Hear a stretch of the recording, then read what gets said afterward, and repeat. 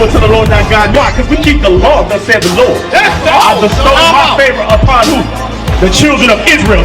See what the Bible says. We come together, our people. We come together, the Lord shoot on the house of Israel. Calm down and listen to one another. And more importantly, listen to this Bible. Right? Okay, watch this. But in this last day, the Most High is raising up the true prophets of God. All great. All great. We're going to find out what the way is. Remember, the Bible is also a vocabulary book. That's the question I'm asking. That nation is so different, like the so-called blacks, Hispanics, and Native Americans that has God so nigh unto them. The laws of God is the light that we got to let shine before men.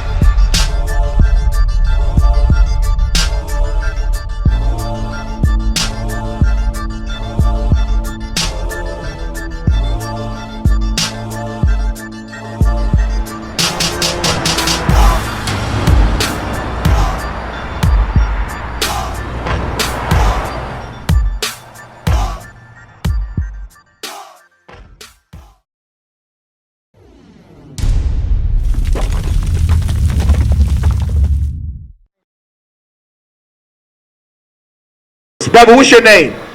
Step up. Step up. One of the reasons, Kevin, why we went into slavery when I was bringing out to Brother Moore is that we started to serve other gods. Read that again. Howbeit, thou art just in all that is brought upon us. It says God said that He is just in what He has brought upon us. Are you from Baltimore? You from New Orleans? Okay, so I'm pretty sure you from the urban area, right? Tell me what's it like in New Orleans. You living in the Dunk Hill, right? I'm pretty sure it's similar to Baltimore, DC, Philly, in many ways, right? Why is that, bro? We are under the same curse. What curses are we under? I like that you say curses, but what curses are we under? What curses do you see in New Orleans? I'll ask you that. Generational genocide. Go ahead, give me some more. Poverty, miseducation. Financial literacy, I like that. Give me some more. Give me some more. It's kind of put on our people. I like how you said that, brother. Read on. But we have done wickedly. But we have done wickedly, Brother Kevin. That's why we suffer financial illiteracy, poverty, prostitution, this wicked rap music. Our young brothers out here looking up to the baby. Looking up, our sisters out here looking up to Cardi B, Megan Thee Stallion, City Girls, Lil Keisha. That's who our sisters want to be. Our brothers want to be like, who else? Give me some of these Floyd Mayweather. Floyd Mayweather ain't probably never stepped foot in Baltimore. Probably never stepped foot in New Orleans. But guess what? When that fight come on, that we paying that pay-per-view, right? Pay attention, Kevin. We paying that pay-per-view, right? To see Floyd, right? We paying the finals tickets to go see Kawhi Leonard, right? But what is he doing for our community? Not a damn thing. Read on. For thou hast done right, but we have done wickedly. Neither have our kings, our princes, our priests, nor our fathers, Kevin, read, kept thy law. Nor have our fathers kept thy law. That's why the men that are over us, the elderly men, like Brother Moore right here, the knowledge among them was laws. The knowledge amongst their fathers was laws. So now the only thing they can give us is what? Knowledge of the streets. That's the only knowledge that they can give us. But that's not the knowledge that's going to save us. Give me Deuteronomy 28. How do we get over on this side of the earth, Brother Kevin? By captivity. Okay, what mode of transportation were we brought over here on this side of the earth, brother? What mode of transportation were our people brought over here? Give me the signs. So I heard ships.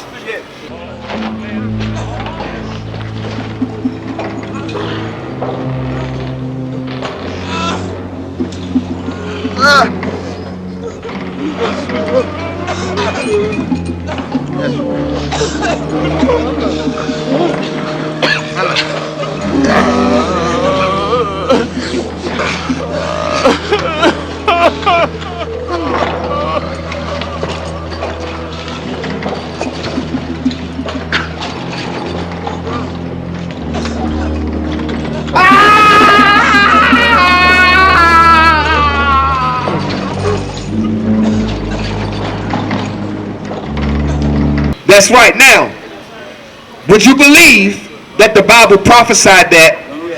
Would you believe that, Brother Moore? What about you? Don't just say yes just to say yes. I'm asking a question because I want to engage. What's your name? Kevin. Okay, we got two Kevins out here. Watch this. Deuteronomy 28, verse 15. Deuteronomy chapter 28, verse 15. But it shall come to pass, if thou wilt not hearken unto the voice of the Lord thy God, to observe to do all his commandments and the statutes which I command thee this day, that all these curses shall come upon thee and overtake thee. The reason why we get on the passes is because they don't bring out these curses. All they want to bring out is that collection money to get your dollar bills. All they want is those mega churches. There's no reason why T.D. Jakes should be televised on television. He should be standing where we at right now. Joel Osteen, he should be out on the streets in the ghettos. Why? Because the people out of the ghetto are going to his church, giving him all your money. Now we're not going to read through all these curses, but we're going to touch certain points. Now you mentioned financial illiteracy. Give me that about the finances. Basket in the store. Verse 17. Cursed shall be thy basket. It says, "Cursed shall be thy basket," meaning your savings. Read. And thy store. And your store, meaning your businesses. On average, now I'm pretty sure this has changed in 2019, but on average, the last time I saw, the average black business only lasts 3 years. Now, are you from Baltimore? Brother Moore, you from Baltimore? You from Baltimore? Now, y'all are aged men. How old are you, brother? You mind me asking? You 32? Okay, so we close in age. Brother Moore, you from Baltimore? How many black-owned businesses, since you've been alive, how many black-owned businesses in Baltimore have you seen with your own eyes? With my own eyes, I have seen over at least 50 black-owned businesses in Baltimore. Now, how many of those black-owned businesses are still in operation today? No, they sold them. They sold them. Who sold them? The black man sold them to took away from them. Sold them to who? To the Chinese. The Chinese. The Afghanis. Everybody. They just sold all their property. Exactly. 30,000, 25,000. That's a curse. Now, Brother Kevin, I'm going to ask you. You from New Orleans. How many black-owned businesses do you know of in New Orleans? Your parents are entrepreneurs. Okay, outside of your parents, how many black-owned businesses have you seen? Quite a few. So, how many of those black-owned businesses are still in operation today? Most of them that you know of. So, the point that I'm getting at is that you have certain cases where your parents are entrepreneurs, the business is flourishing, right? But for the most part, in D.C., Baltimore, New Orleans, Chicago, I don't care where you go. The black-owned businesses that were funding our communities are gone now. That is a curse. The ones that, exactly. So, like, I'll give you an example. I'm from D.C. There was a black man named Eddie Leonard. Y'all got Eddie Leonard carryouts up here? No? Now that you know of? Okay, that's fine. There was a black man named Eddie Leonard, right? Had a carryout, selling food. Like you said, Brother Moore, he sold that business to who? The Chinese man. And guess what the Chinese man did? You got an Eddie Leonard on every corner. On every corner. Now, where do you think that money is going? It's going back to China. It's funding his kids to go to college so they can become technicians to create what? The next iPhone 10, the next iPhone 11. Read the verse again. Deuteronomy 28, verse 17. Cursed shall be thy basket and thy store. And thy store. Can you name, Brother Kevin, can you name one black-owned business within like a mile radius of where we are right now? No. You see that? That's a curse. Because at one point in time, our people were self-sufficient. Go back to Black Wall Street. We had taxis, schools, libraries, airports. We had everything we needed to sustain ourselves. Greenwood District. By 1921, Greenwood had become a successful district for African Americans. No whites lived there or did business in the area. Around 10,000 blacks had homes in Greenwood. The businesses owned and ran by African Americans were very successful. Wealthy African American businessmen, doctors, lawyers, realtors, and other professionals called the Greenwood district home. Banks, churches, stores, newspaper publishers, hotels, theaters, a post office, libraries, schools, and airports thrived in the area. Greenwood was the wealthiest black community in the United States. It earned the title Black Wall Street, a name given to mimic the United States financial district in New York City named Wall Street. But guess what? This is how you know that we're under oppression. Because they bombed Black Wall Street. They bombed it. Why? Because they know when blacks and blacks and Latinos, when we start to become self-sufficient, we start to wake up to who we truly are. Because our oppressors know that we are the children of God. Say it again. Exactly. They know that we're the children of God. Yes, that's part of the reason why they burnt it down. A lot of the reason, one more reason why they burned it down is because we were in sin. Get it? What prompted them to burn Black Wall Street? To be quite frank, bro, they're evil. They're evil. But we're evil too. See, the nations, the other nations, they're programmed to be the way they are. Like, for example, I'll give you an example, bro.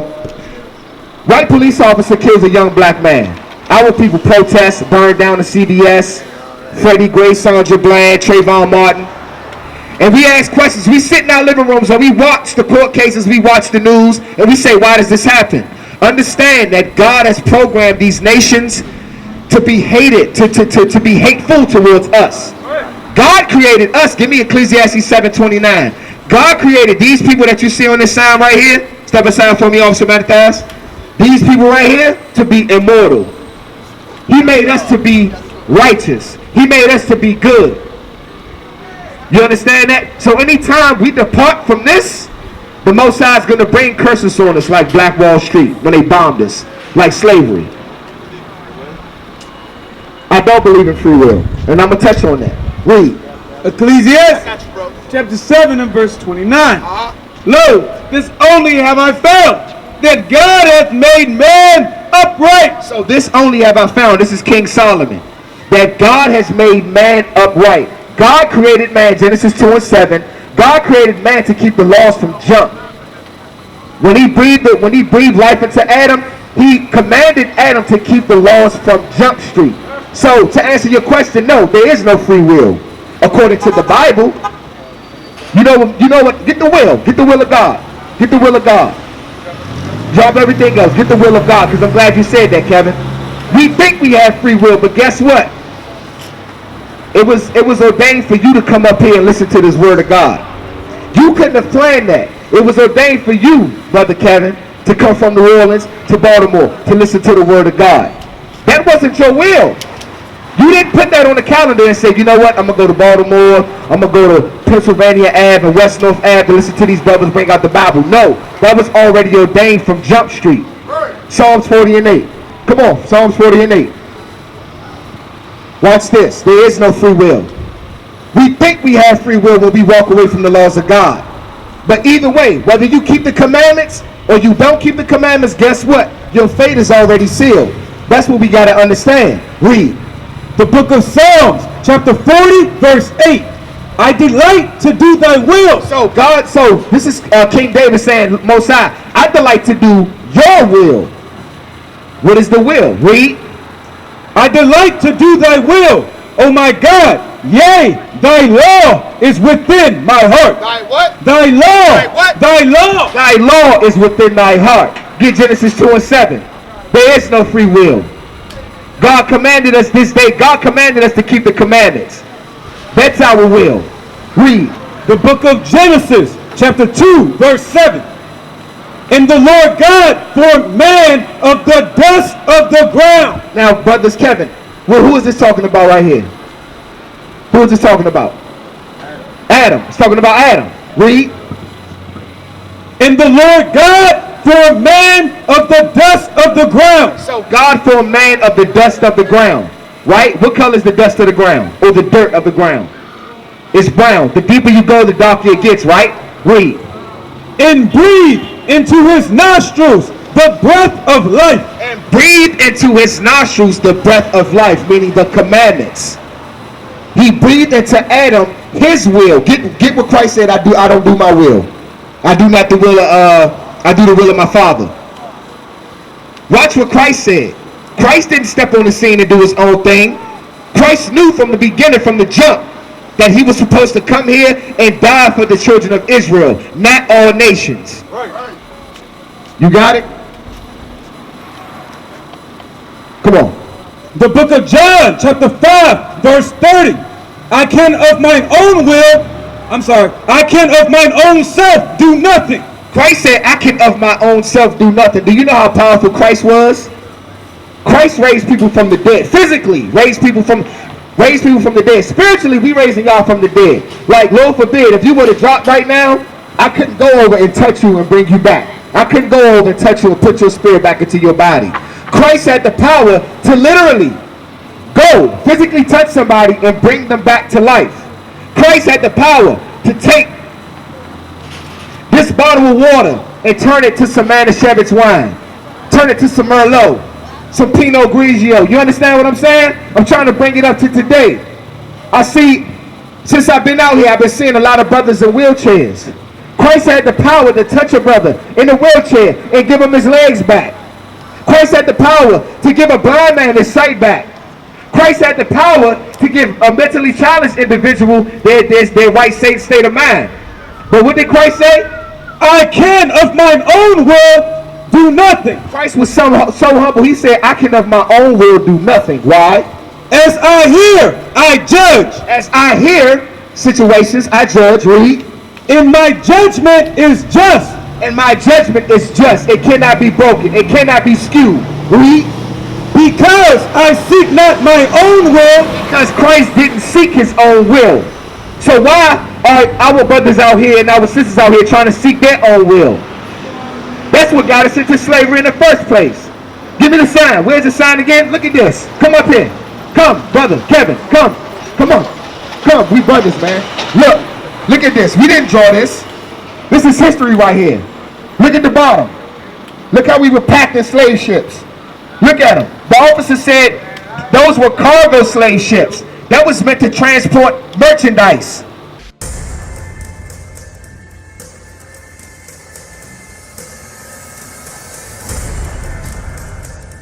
But what was happening of a lot of us that could not turn, they would die and they would have to drag us out, throw us in the water because we were already dead. That meant they were losing product. So what happened was they built decks. They took time to build decks.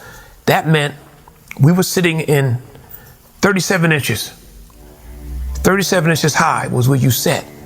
And there they told us to sit down and put our knees in our chest like you would in the gym. And when they did that, the next person, they would sit right between our legs. That meant everyone was naked. They pressed us in like that. That meant in order for them to get this ship filled with like they wanted to, we had to have 4 abreast and 25 forward in a space 37 inches high, but 4.5 to less than 5 feet wide. Now that was something else because we went from end to end people. We couldn't really stretch our legs out. We had to sit with someone between us, our legs, and our heads were this close to our faces. We sat there. It was horrendous because the smell of the flesh, the smell of the sweat off different people. There was no air down there. Guys were throwing up because of the closeness of the ship. It was horrific down there. But they locked us in. They put shackles on our feet and locked us in with each other. We couldn't move. Then they had shackles around our necks and on our wrists. We couldn't move. We could not move. The slave ships still exist, but they just painted them a different color and put a new name on them. But guess what? The stitch of that history is still on that merchandise ship. Look at the bottom of this, man. Look how we were packed for months, chained together. Women giving pregnancy on the ships, defecating on one another, pissing on one another, vomiting on one another. I'm chained up to my brother right here. His dead body is corroding. Rats eating his dead body. Rats are trying to eat me because they think I'm dead. How did they get what? How did they get them on the boats? We'll get that for you. We'll get that for you. Give me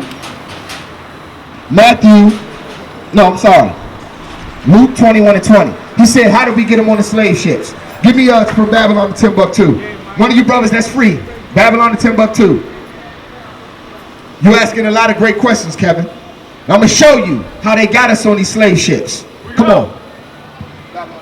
The book of Luke, chapter 21 and verse 20. And when ye shall see Jerusalem compassed with armies. Now, what is the history on this? 70 AD. Matter of fact, officer, give me Titus and Vespasian, please. Titus and Vespasian. In 70 AD, right? And you can Google this. You can Google this. Titus and Vespasian, they conquered Jerusalem. This was a 7-year war. They surrounded Jerusalem. They cut off the water and they cut off the food supply, right? So we were reduced to eating our children. We were reduced to cannibalism. Because a lot of people that don't believe in the truth or that try to fight against the Israelite doctrine, they'll say, oh, y'all was cannibals. Y'all was cannibals. Y'all used to eat y'all people. Well, why? Do the history. They cut off the food supply. Get that in Deuteronomy. Hold on, I got you. Get that in Deuteronomy. Get the prophecy. What's your name? Come on, bro. What's your name? We brothers. Don't make them no alias, because I know you about to lie right now. Okay, I just call you bro. I'll call you bro. Watch this. 54. The book of Deuteronomy, chapter 28, verse 54. So that the man that is tender among you and very delicate, his eye shall be evil toward his brother. Now this is a prophecy that we're going to read in Luke. It says the man that was tender and delicate, right? His eye shall be evil toward his brother. Why? Because when resources are cut off, brothers and sisters, when resources are cut off, right? If the whole city of Baltimore if they were to shut the water off, the electricity off, and food off, what would happen to the city? It'd be chaos. We would kill each other for food, clothes, socks, shirts. We already doing that. We already show the resources. You right about that, bro. Come on. So that the man that is tender among you and very delicate, his eye shall be evil toward his brother. 56. Verse 56. The tender, 55. So that he will not give to any of them of the flesh of his children, whom ye shall eat. Did you hear that? Read it again. Come on. Start at verse 54. So that the man that is tender among you and very delicate, his eye shall be evil toward his brother. His eye shall be evil toward his brother. Read. And toward the wife of his bosom. And toward his own wife. He will be evil toward his own wife. Why? Because we were under siege for 7 years. No food, no water, no nothing. We had to do what we had to do to survive. And in that time, we were evil towards one another. Read. And toward the remnant of his children, which he shall leave. And toward the remnant of his children, which he shall leave. It got so bad that we left our children to die. Read. So that he will not give to any of them of the flesh of his children, whom he shall eat. Do you understand that? That's how bad it got. That's how evil we were, that the Most High had to put those curses on us. Now, go back to Luke 20. I'm answering your question. How did they get us on these slave ships? We're going to show you in the Bible, then we're going to show you history. Read. Luke chapter 21, verse 20. And when ye shall see Jerusalem compassed with armies, the Roman armies, read. Then know that the desolation thereof is not. Then know that the desolation that is about to come is about to hit. Read. Then let them which are in Judea flee to the mountains. Then let them which are in Judea flee to the mountains. Give me the mountains. What are these mountains referring to? Is it Mount Everest? Is it the Himalaya mountains? Let's read. The angel of the Lord appeared to Joseph in a dream, saying, Arise and take the young child and his mother and flee into Egypt. Flee to the mountains or Egypt. Why would we flee to Egypt? Because understand this, a little historical tidbit. There's no such thing as the Middle East. And I didn't know this until a few months back. There's no such thing as the Middle East. Israel has always been a part of Africa. It's Northern Africa. And you can Google this. Israel has always been a part of Africa. It's Northern Africa. Israel is attached to Egypt. Now, this is what the oppressor did. He created what's called the Suez Canal. Everything I'm telling you, you can Google on your iPhone. Right? You can Google on the internet. They created the Suez Canal. They cut off Israel from Egypt to make us think that Israel is not a part of Africa. So guess what? When a white person says, hey, nigga, go back to Africa, we used to get mad, right? We used to get mad, but guess what? We are from Africa. The question that we got to ask ourselves is, what country in Africa are we from? We're from Israel. That's right. That's where we're from. Now they will see the true men of God. We are not black men, we are Israelites. That's right.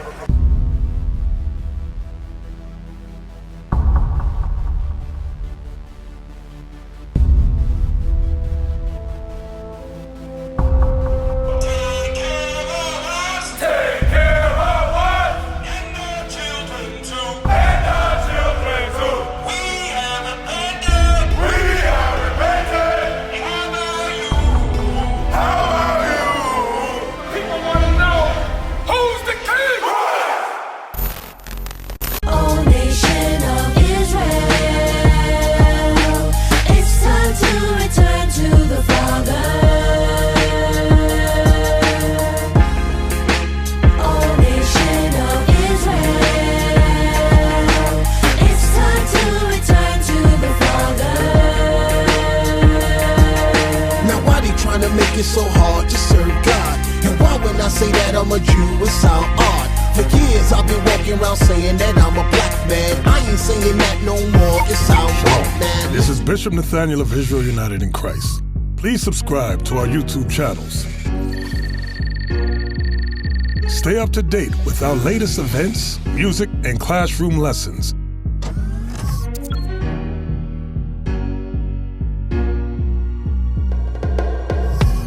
IUIC plans to continue visiting different countries where this gospel has not been preached before. IUIC needs your help in pushing this truth.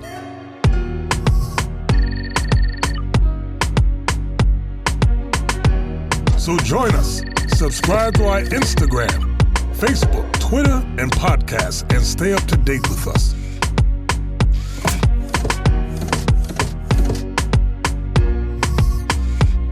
For more information, please visit www.israelunite.org.